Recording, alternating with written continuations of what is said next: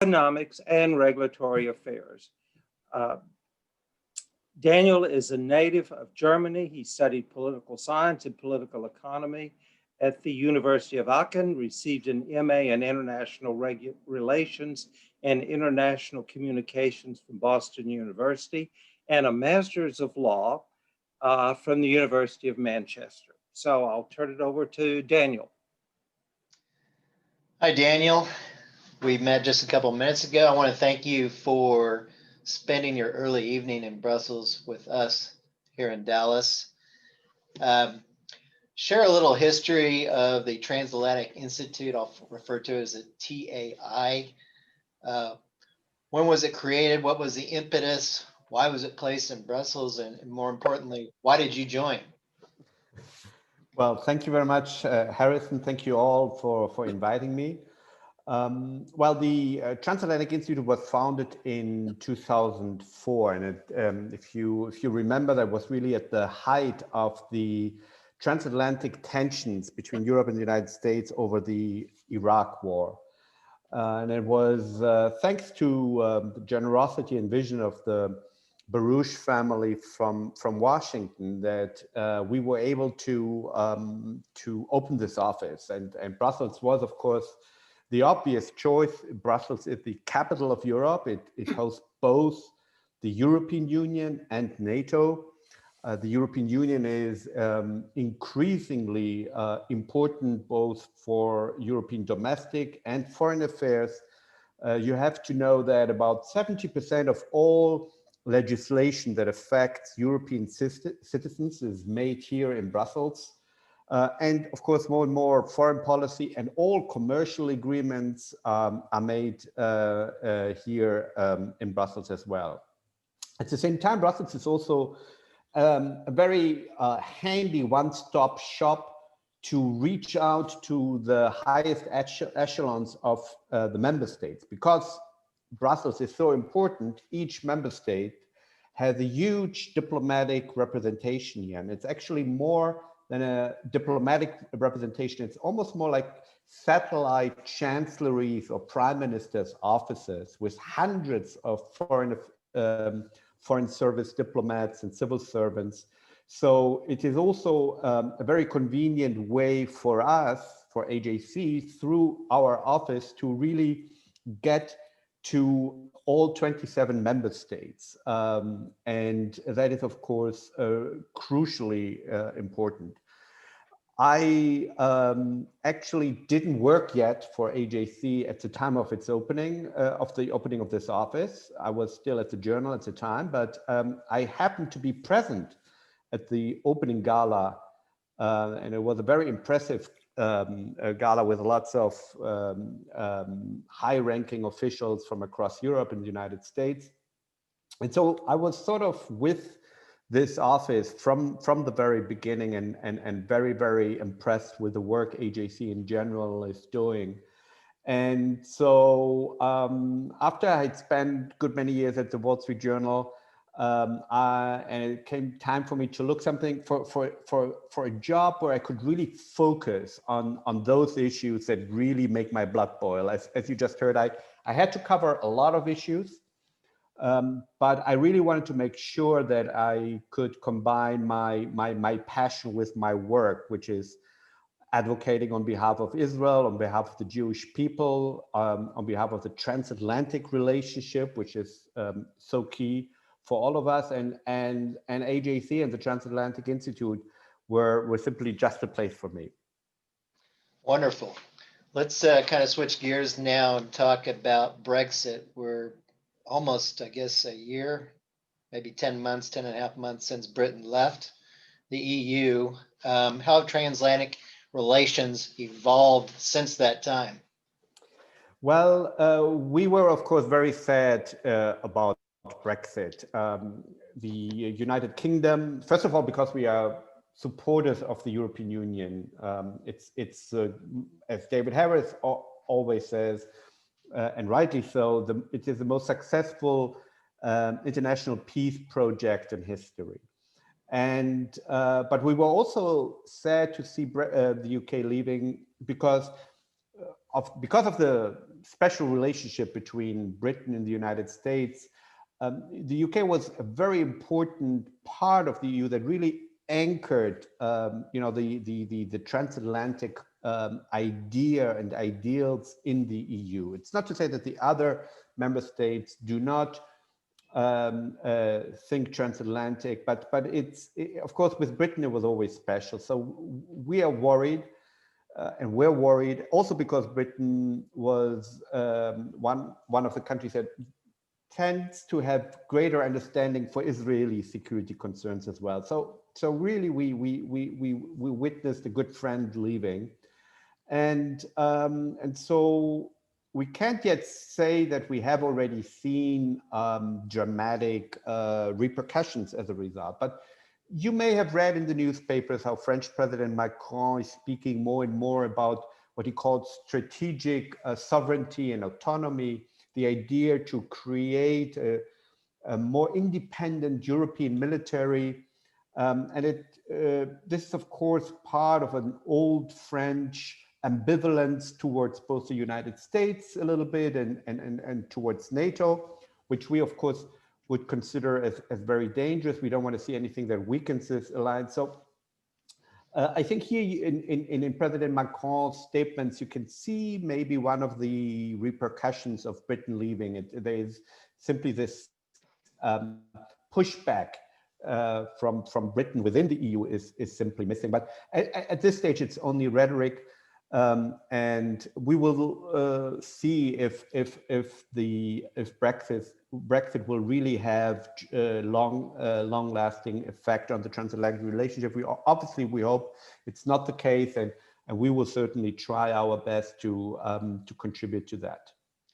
Do you see France trying to fill that void of Britain leaving, taking that leadership role? Well, I mean, obviously, you have France and Britain are the only two European countries with serious militaries and both the only nuclear powers.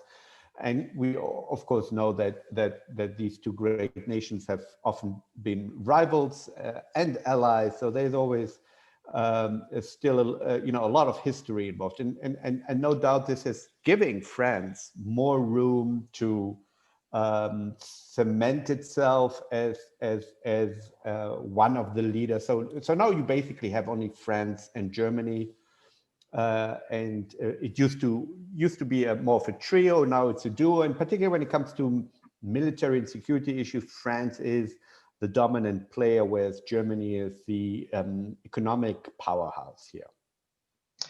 In 2018, AJC issued this pretty dramatic statement reaffirming the transatlantic relationship. Can you tell us broadly what did it convey and who were the signatories to that? Right. So we as AJC really strongly believe in the importance of the transatlantic relationship. As you may know, David Harris already in the 1990s testified in Congress on behalf of NATO expansion and for the recognition of the Baltic states, which at that time was not necessarily a given. We really believe that this is the most important security architecture, not just for Europe and the United States narrowly, but really the bedrock of the international security system, of which also Israel ultimately benefits. And so we really used our unparalleled access, global access to politicians and lawmakers and diplomats to reaffirm the importance of this relationship, the importance of NATO, respect for the European Union, and the defense of democracy, and the list of people signed is really tremendous, and it's almost easier to ask who didn't sign. I mean, it's from Joe Biden to Joschka Fischer, former foreign minister of Germany. So a really distinguished list of former European foreign ministers, prime ministers, presidents, but also from both sides of the aisle in the US, politicians and members of Congress and former Secretary of States. And so this is really something that our partners, particularly here in Europe, greatly appreciated. Everybody really saw this, and it's impossible to say how many diplomats and politicians reached out to us and thanking us for this, and it was a really important signal. You mentioned that Biden was a signatory to that. What do you foresee the Biden administration, what are the changes going to be in the relationship starting in January? Relationship with the EU or United with Israel? States, yeah, the United States, EU, Israel. Well, with the EU, no doubt we will see a dramatic change in rhetoric alone, right? I think one of the reasons the main reason we felt it necessary to put out this statement was because of the frictions that have been during the Trump administration with Europe. So we felt it necessary to express our support, and we imagine that under President Biden, we will return certainly to a more conventional and civil dialogue. So no doubt the rhetoric will dramatically improve. On a number of issues, though, it was not just a question of rhetoric, but also really underlying disagreements on a number of issues that the Trump administration didn't introduce. I think the most important one was about America's concerns about inadequate military spending in Europe. NATO partners, NATO allies had committed themselves to spend at least 2% of the GDP on their militaries. And the vast majority of European countries, and most dramatically Germany, are way below that target. And as you know, this was the main complaint from President Trump, and he did it in a way that, from our perspective, threatened to undermine NATO as such. But the complaint itself is, of course, not new. It goes back years, if not decades. And very often also previous presidents have been quite frank with the Europeans. President Obama called Europe free riders in an interview in the Atlantic.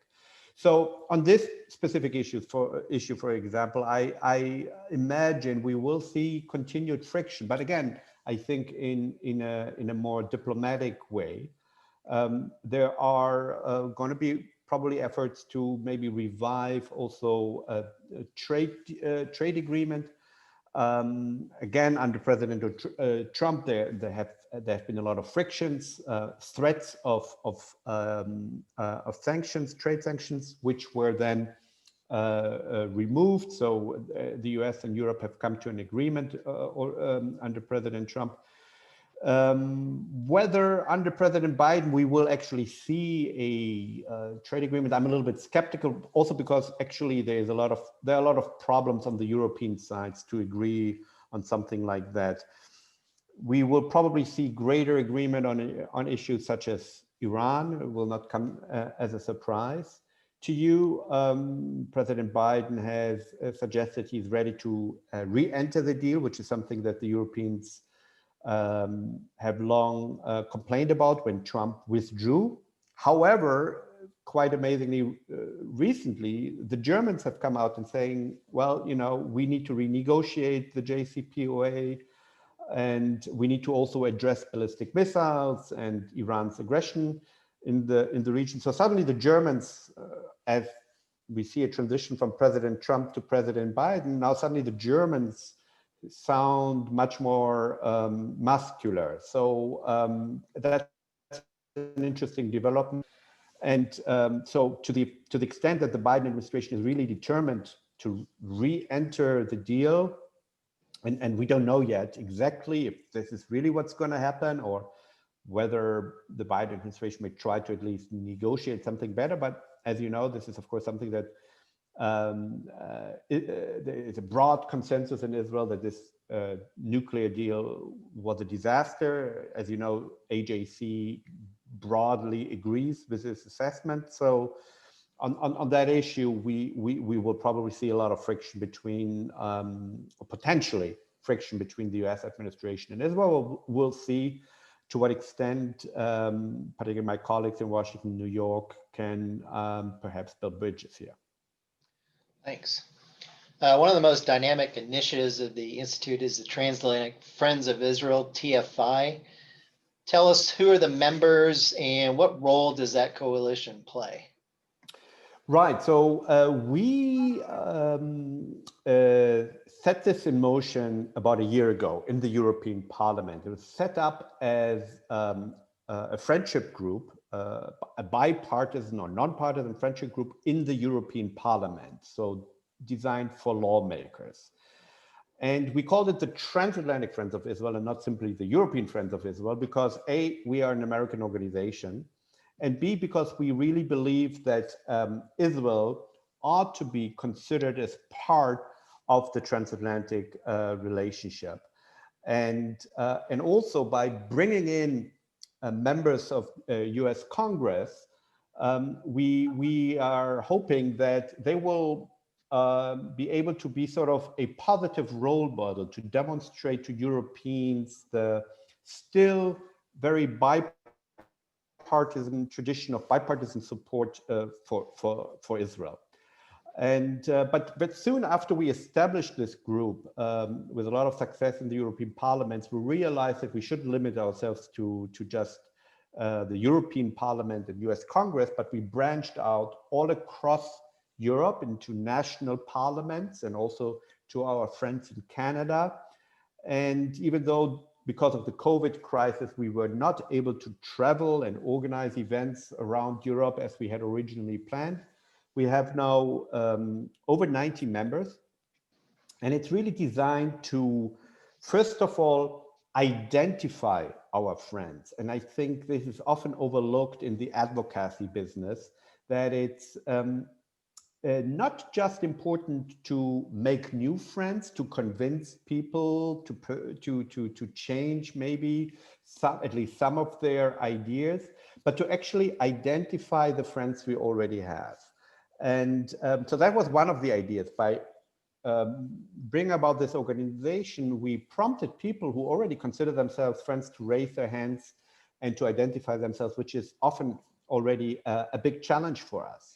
And the second advantage is that we can now empower them. We can provide them with information. And what we often witness in the European Parliament is that the Friends of Israel, they don't know each other. And because the other side, I wouldn't call them necessarily the enemies of Israel, but the other side is often much louder, that some of our friends don't really speak up when necessary. So what we are doing is we identify them, we empower them, we connect them with each other.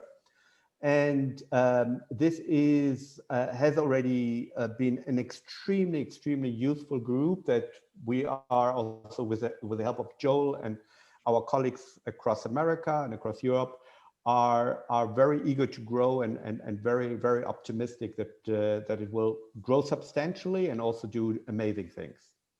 That's wonderful. In recent months, there's been great progress with countries in Europe designating Hezbollah its entirety as a terrorist organization. I think Slovenia was the most recent one to do so just a week ago or so. The EU has yet not done so, continuing this false distinction between the military and the political wings. It's all one. Describe some of the diplomacy that TAI has engaged in along these lines, and maybe some countries you think are on the edge of doing it. Right. Well, first of all, we have used our Transatlantic Friends of Israel network quite successfully. And we started a transatlantic declaration calling on the EU to designate Hezbollah in its entirety. And it was signed by over 250 lawmakers from across Europe and also some in the US and Canada. But we really made sure to focus on Europe. And this declaration was then sent out to all member states, to all governments, and to all the EU institutions. And I know from our contacts that on that very day, all the EU member state ambassadors, the highest ranking diplomats from the EU member states, together with their counterparts from the EU institutions, got together in a regular meeting and discussed this letter. They were utterly shocked that so many lawmakers had signed it. And it really showed them that the mood in Europe, and particularly among lawmakers, is changing.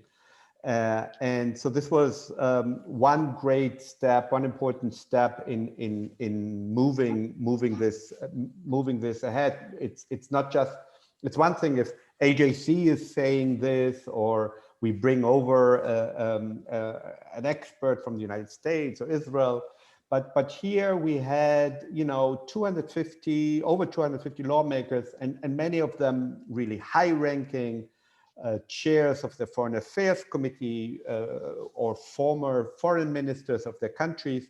So this made quite an impact. And as I've said before, we are, of course, in constant contact here with the representations of the individual member states and constantly talking to them.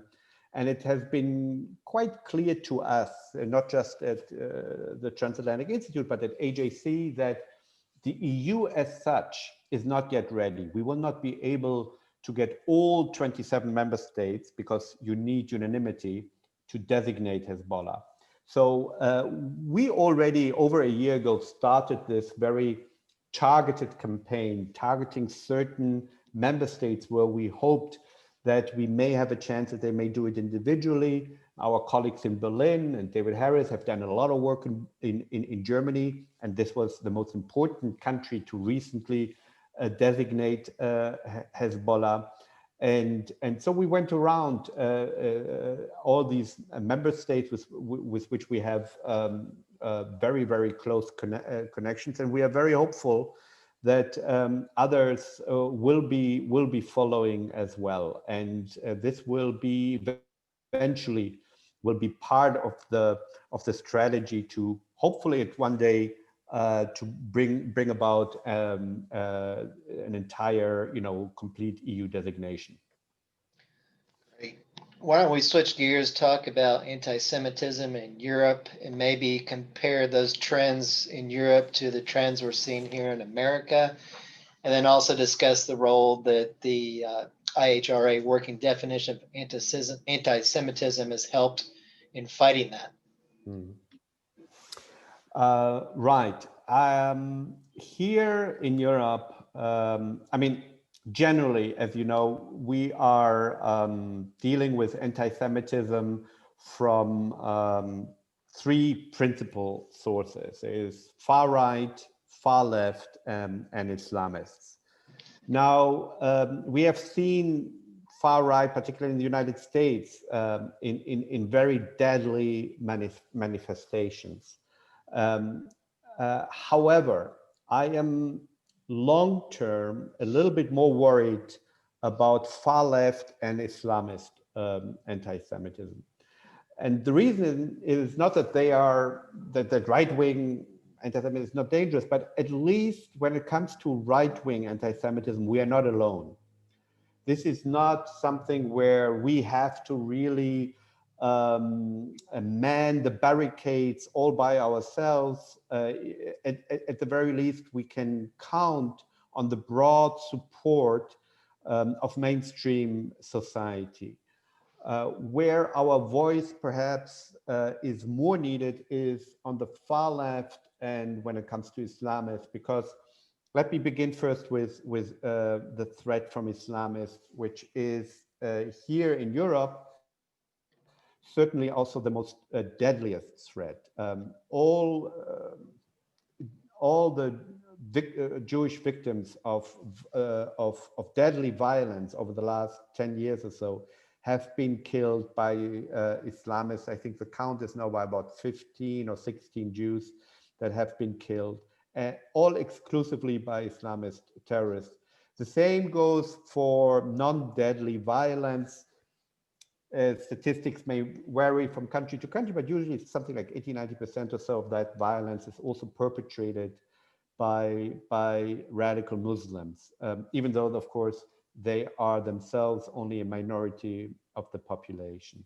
And the problem that we are facing here is, of course, that there is a certain inhibition among politicians to confront violence when it comes from Muslims, who are themselves a minority and can often be also themselves the victims of discrimination. And so this well-meaning cautiousness combined with maybe less well-meaning political correctness makes it still to this day difficult to address this subject. It used to be impossible until not so many years ago. Now we can talk about it and we can somewhat address, but it's still a very, very difficult subject matter.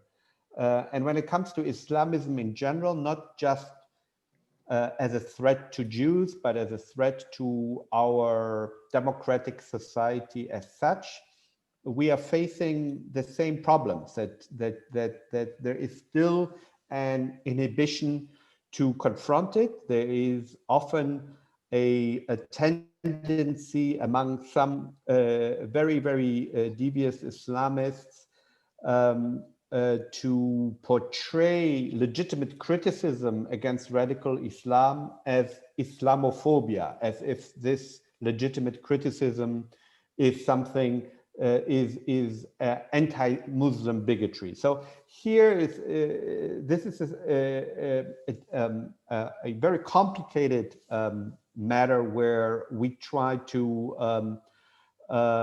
make our voice heard, and where it's particularly relevant and necessary, as I said, because of these political difficulties. And somewhat similar problem, I think, exists on the far left, where criticism is often, first of all, far left will not openly say they are anti-Semitic, unlike far right or even Islamists. They will maybe couch their views in political terms, call it anti-Zionism. But it's not just against the state of Israel, and here I'm particularly worried about what's going on in the United States. For a change, I'm a little bit more worried about the United States than about Europe, as we in this whole context of what is often referred to as critical race theory. And the idea of systemic racism in the United States, it's a whole very complex subject matter in and of itself. But basically what it does, it creates a hierarchy of victims. And at the top is, of course, if you're Black, and then it goes down the totem pole. And Jews have suddenly been reclassified as white. And not just as white, but in that sense as überwhite, because this is an ideology that looks at society only in terms of winners and losers. And if you are socioeconomically less well off, you are by definition a victim. And if you are socioeconomically better off, you are by definition an oppressor. And since Jews are doing it socioeconomically very well on average, that makes Jews by definition part of the oppressor class. And so this is basically built into this ideology and anti-Jewish bias even before we start discussing Israel. Of course, these same people look at Israel as a sort of ethno-nationalist, racist, colonialist enterprise and condemn it, and in extreme cases want it abolished. But even if Israel didn't exist, Jews would be targeted by these radicals as racist, white racist oppressors. Now, this is something very, very difficult to even discuss. Again, for similar reasons, that it's because these activists claim to speak on behalf of victims. They claim to fight racism and to be anti-racist. So if you attack them, you are automatically also a racist, whether you're Jewish or not. So it makes it very, very difficult to address this problem. And I'm quite alarmed by how much this ideology has managed to occupy the social sciences and humanities departments of America's elite universities. They're almost exclusively controlled by these very radical ideologues, and have now crossed over to mainstream media. I'm sure you all have followed what happened to Barry Weiss at the New York Times, a newspaper that was always left-wing liberal, but has now, I think, gone completely radical, and no longer, in my view, really is conducting journalism, but really radical activism. And even though it's a minority, they have quite a lot of institutional power, as I said, in academia, in media. Many of the corporate boards now echo these ideas. And I consider this a very, very dangerous trend, not just for Jews, but also generally when it comes to our liberal democratic values. Part of these ideas is to, the other term that you have heard, I'm sure, and is cancel culture. The idea that if you say something that disagrees with their ideas, you are automatically a racist. And not only do they disagree with you, they deplatform you from social media. You can lose your job. And I am looking at this with great alarm. And hope that we can find a way, also as an organization, to confront this, to stand up for our traditional liberal, classical liberal values. And obviously, we need to push back against the outright anti-Semitic and anti-Zionist elements here. Last topic, real briefly, we're excited this spring to have TFI Vice Chair Anna Michelle, and I'm going to torture her last name, Asimakoupoulou. Asimakoupoulou, very, okay, very good. Almost. She'll be speaking to a group convened by AJC and the Dallas Regional Chamber of Commerce, and the topic's going to be international trade. Why is this an important topic for AJC and TAI to be advancing in our community here in North Texas? Well, as I said, we strongly believe in the importance of the transatlantic relationship. We are, as an advocacy organization, we are not directly promoting trade agreements, but we do know, of course, that trade is an important part of any bilateral relationship. And so if we could advance a transatlantic trade agreement, it would so much more cement this relationship and contribute to our joint prosperity. So this is very much, even though it's not in and of itself an advocacy goal, it is part and parcel of our overarching support for the transatlantic relationship. And we are very blessed that we have in Anna Michelle. She's the vice chair of the Transatlantic Friends of Israel. She's a great friend of Israel, a great friend of the Jews, great friend of America. She lived many years in America, but she also happens to be one of the greatest trade experts. And she is also the vice chair of the European Parliament's Trade Committee, International Trade Committee. So we are happy that we can help facilitate this important discussion and take a little bit credit for hopefully an additional positive impetus we can give to these ideas. Thanks. Joel, I'm going to hand it over to you. Thank you, sir. Harrison, what I love about it when you moderate these discussions is you always clearly read not only your AJC materials, but you clearly do background work as well, and it's so appreciated rather. So we're going to open the Q&A, and I'll encourage people to either raise their hand or indicate in the chat that they have a question, and I'll call on you to ask live. But I'm gonna take director's prerogative and ask a first question, sticking with TFI and the things we discussed when you and your deputy director Michael and I had our initial conversation.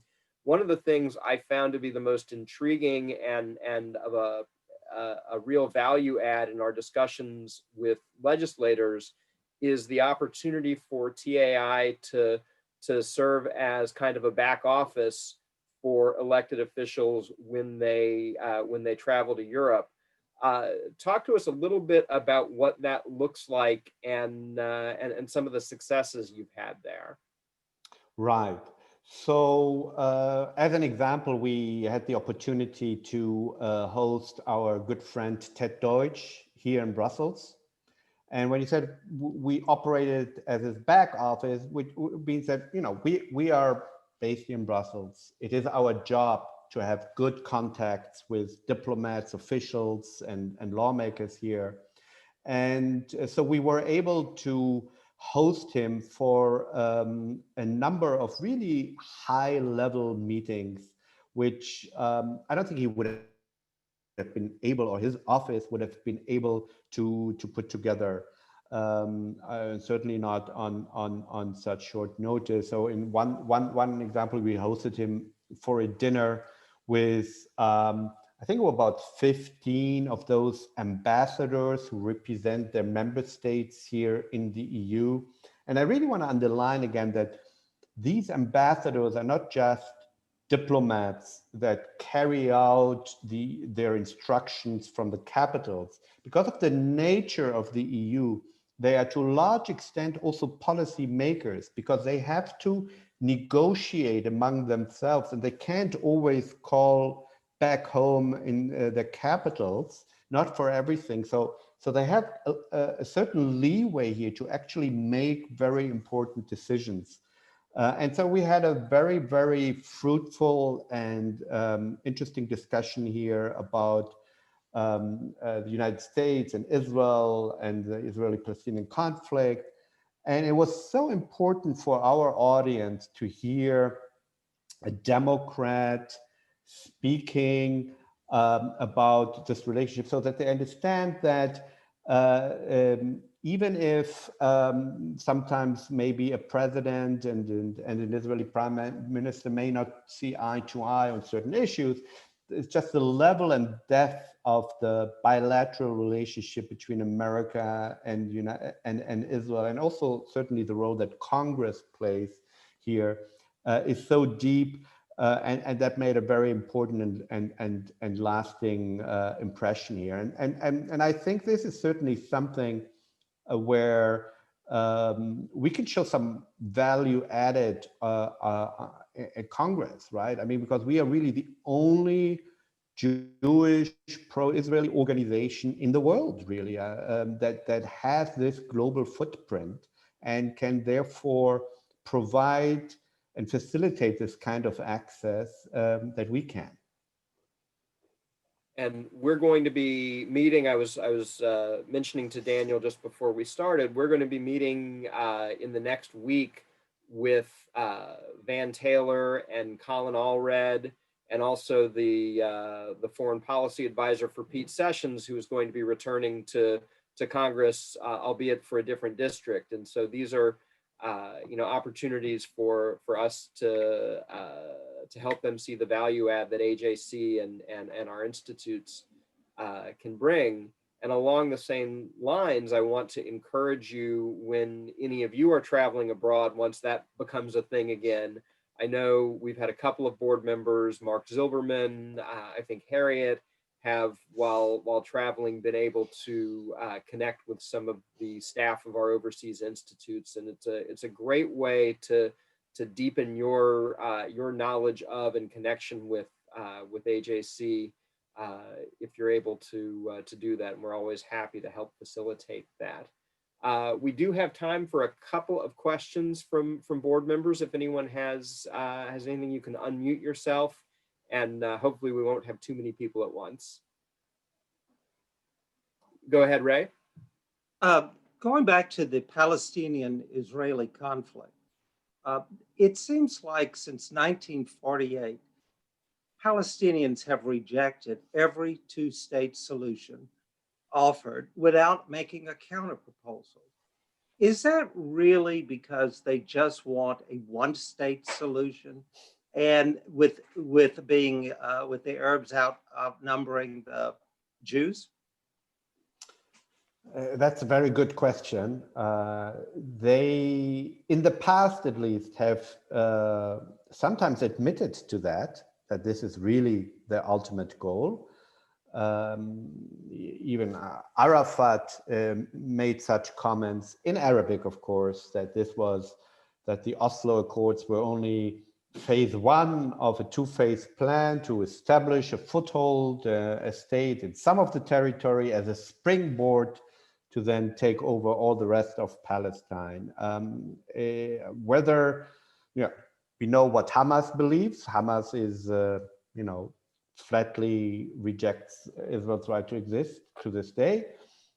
Today's Palestinian Authority claims it has abandoned this dream and that it is, in theory, ready to make peace. But even President Abbas has rejected the Olmert offer, rejected the John Kerry negotiations. So it certainly seems to suggest that fighting Israel is certainly more important than establishing their own state, which is in stark contrast to how the Zionists operated, who did everything to establish a state, no matter how small, and made everything to create a nation state. I fear that certainly still quite a few Palestinians harbor that dream.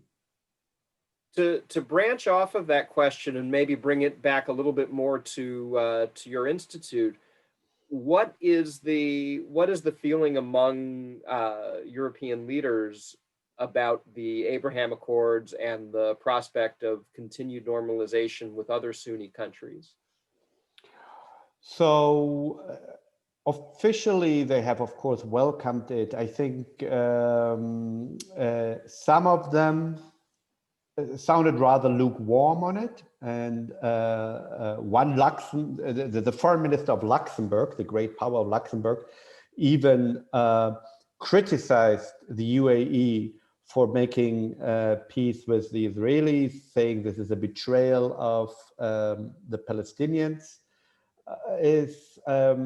I think it is, as I said, publicly now everybody welcomes it, but it is quite astonishing how quickly they always then switch over to, but now we need to use this opportunity to negotiate a two-state solution, which is all good. We all want to see a two-state solution. But Israel is not just defined by its conflict with the Palestinians. It's a country sui generis. And I think it should have been the opportunity for everybody to rejoice in simply some good news, and good news for Israel, and leave the finger wavering for maybe at least the next day.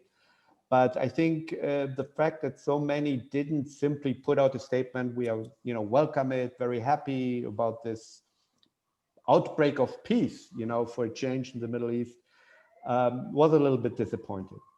I'm in a meeting. I just want to get out of it. Okay, then Bob, No, it's okay. Bob, and then Janice.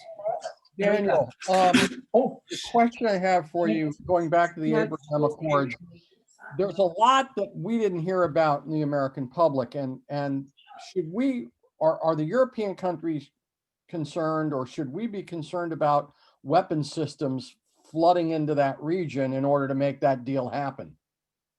And is that a problem, or should we not even think about that? Well, I would say this is really, I'm not a military expert. So let me begin by that. I would really look towards the Israelis. I think they know best. They have the military experts. Now, some who were a little bit maybe, or some try to poo-poo this peace deal by pointing out, well, the United Arab Emirates never actually was at war with Israel, so it's not really a peace deal. At the same time, the same people would say, well, and now they are going to sell, advanced fighter jets to UAE. That's very, very dangerous. So both can't be true, right? First of all, it is a big deal, even if the UAE and Israel never were officially at war. It is, of course, it's a mega deal.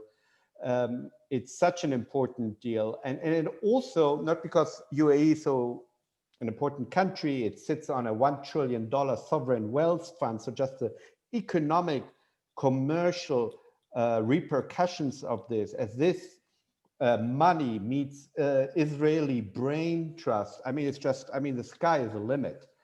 But also because we can really see how excited the public is in the UAE. So it's not just one of those top-down peace agreements. It's really something that seems to be carried by at least a good portion of the public. Now, we know that part of the reason why these Gulf states are getting closer, it's not the only reason, but part of the reason is, of course, the fear of Iran. And I would say from an Israeli perspective, is you want to have a powerful UAE. You don't want to have a UAE as an ally that is weak and that cannot defend itself, and that Israel would always have to come to its defense. So from that perspective, again, not being a military expert, I fail to see how the UAE, who has never waged war against Israel, now that it is officially at peace, why would it now constitute a threat towards Israel? And let me just add one more thing. At a time when there certainly was no peace between Israel and Saudi Arabia, a much more potentially a troublesome country for Israel, and Saudi Arabia did participate in the 48 war. Now we know that the United States did sell a lot of weapons against the opposition from Israel. So in that context, I don't think we have to worry about the UAE. Yesterday, I just want to note there was a television interview with Ron Dermer, ambassador of Israel to the U.S., and Yusuf Al-Otaiba, ambassador of the UAE to the U.S. And it was a historic joint appearance, and this topic came up. And so I definitely recommend you spend some time viewing it. It's about 5-7 minutes. It is on the AJC Dallas Facebook page. You can see it. You can see it there. Or if you need a link, I can help you with that as well. Let's have one more question from Janice, and then we'll close things off.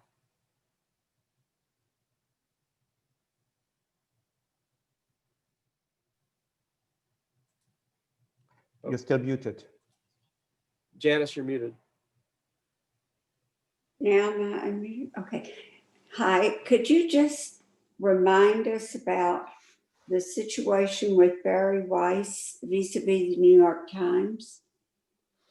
Well, a few months ago, Barry Weiss published a statement in which she explained her reasons for resigning from her position at the New York Times. Now, I don't think any journalist would do such a step lightheartedly. This is, the best, most coveted job in journalism. For her to resign, even without reading her statement, something terrible must have happened. No journalist, having reached this position at such a young age, the fact that she resigned already tells me everything I need to know, and already tells me that what she is saying is the truth. And what she said in that statement, and you can look it up, it's free online, I mean, is that she was bullied because of her generally pro-Zionist views, that when she would, part of her job was not just to write, but also to commission op-eds.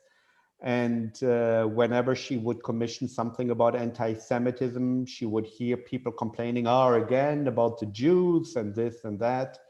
And it's really worth reading her entire statement. I think Joel just shared it with you in the chat. Barry is a great writer. This is also written beautifully, but it's very powerful and really explains very detailed what happened to her in the newsroom. And I couldn't do it justice in just 1 minute.